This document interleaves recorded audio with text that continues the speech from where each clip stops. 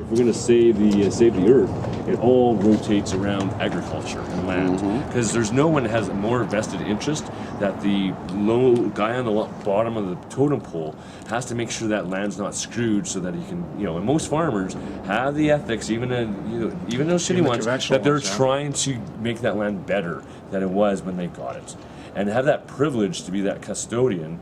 That's the only way that all these other systems, because that system filters for good water. If you're putting shitty stuff on, blah blah blah. So I think I was just talking about what do we do? There's one group saying save the earth. I'm like, well, that's a little bit. Yeah, general. We really want to build connection and talk to all these people in person, because if other people can't, at least through our experience, they'll have a bridge, and we'll start getting people talking a bit more, right? And to save everyone, no, these edges that we're protecting of the coolest farmer, they're protecting the edges, the coolest part, like where there's water, trees, where all the activity is. So this whole Save the Bee campaign is going to reward these farmers for putting in more edges, because they usually they can't keep too much of this natural stuff because there's no money in it, and they have to pay the bills.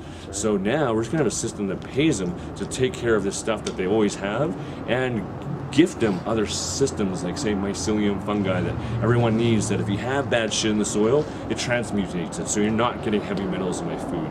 And this is huge, because we don't like Chinese food and all that contaminated shit, but fucking there's a lot of Chinese that are fucking eating it, you know what I mean? So we're just not alone in this struggle of contamination, and the closest thing to us that we all have to do is eat. So if we can just build that, that's what we're doing, is we're building bridges, to health.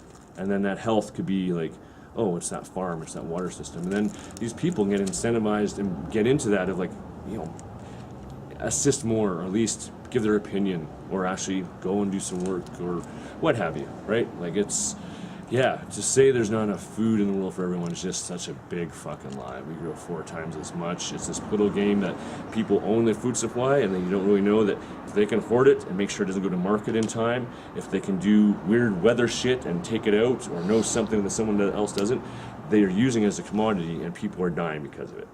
And all these small farmers doing it, if they had a direct link of someone just appreciate what they're doing, holy fuck. So yeah, we're just using those. Yeah, so at its end though, we're just trying to build communication. We're just trying to get out to talk. That's what we do good, right? Go find the people that are already taking responsibility for their life and are like already doing good things. For us to tell people what to do, like fuck. You know what I mean? We're looking for the person that knows exactly what the fuck they're doing. They know exactly their mission, and we just have enough understanding that we need a team to do it.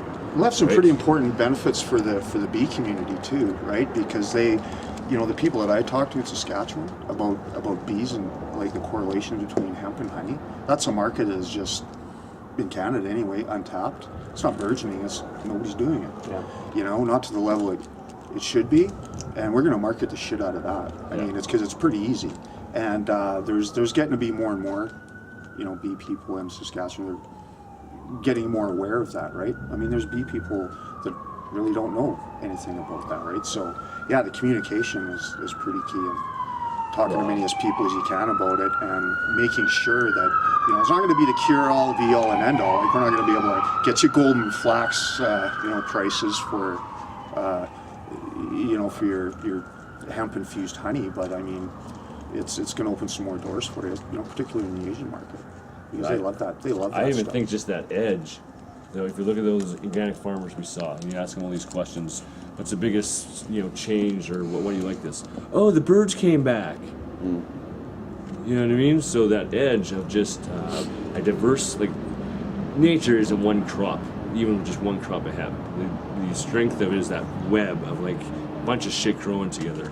So we're just going to protect those edges with the most diverse, resilient bunch of different crops that we will do enough research or crowdsource and get the people in to tell us to, have something for a bee to eat from beginning to end, right? And then just keeping that forever builds like another.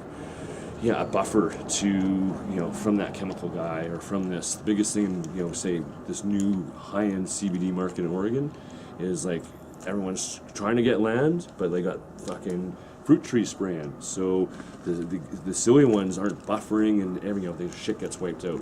For us, it's bigger agriculture. It's not. But yes, just to finally incentivize these guys that what they'd like to do, but they couldn't afford to plant all that because the bees or someone, no one's paying them. We can do that.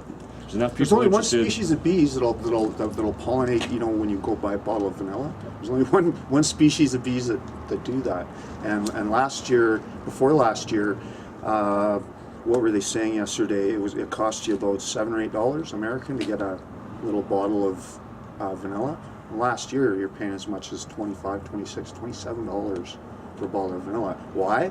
Because that one species of bees is responsible for pollinating. Yeah, for that particular product. Well, guess what? There's not so many of that, one species of bees around anymore, right? So it all really does tie together, man. And when people say save the bees, fuck, it's true, man. Oh, like hell yeah. It's one thing to drive up prices, but it's another thing to survive and eat. You know what I mean? Like, our diet could really change if Yeah, there's no bees. there's no bees. Yeah. We're all dead. And that's going to affect everything. Not just meat eaters like myself, but all We kinds of can just- people. All kinds of people that are vegetarians.